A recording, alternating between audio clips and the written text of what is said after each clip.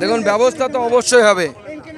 মনে রাখবেন, আপনাকে যদি আমি থাপ্পড় মারতে যাই, আপনি যখন প্রস্তুত হয়ে আছেন তখন যদি থাপ্পড়টা খান, থাপ্পড় খাওয়ারও চান্স কমে যায়, আঘাতটাও কম লাগে, কারণ আপনি জানেন থাপ্পড় খাবেন।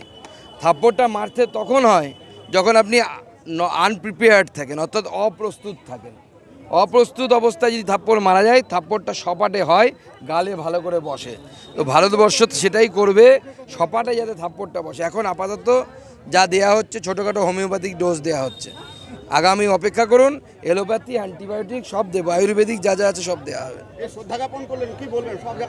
দেখুন, আজকে আমরা মুর্শিদাবাদে বিশেষ করে আমরা শ্রদ্ধা জ্ঞাপন করছি কাশ্মীরের পেহেলগাঁওয়ে যারা মারা গেছে তাদের, এবং মুর্শিদাবাদে আমাদের দুই ভাই হরগোবিন্দ দাস এবং চন্দন দাস, এই দুজন, তাদেরও আমরা স্মৃতিচারণা করছি।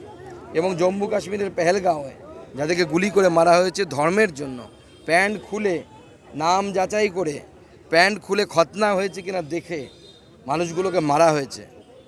ব্যাপারটা হালকা করে নেওয়ার মতো বিষয় নয়। এবং তার সাথে সাথে আমাদের একজন আর্মি মারা গেছে দেশের হয়ে লড়তে গিয়ে, আপনারা জানেন, ঝন্টু শেখ। সে জাতিতে মুসলমান, কিন্তু এই মুসলমান যে দেশের জন্য প্রাণ দেয় তাকে আমরা শ্রদ্ধা করি, প্রণাম করি, নমস্কার করি। তাদের সকলের স্মৃতিতে আজকে আমরা আমাদের এই প্রদীপ প্রজ্বলন করছি।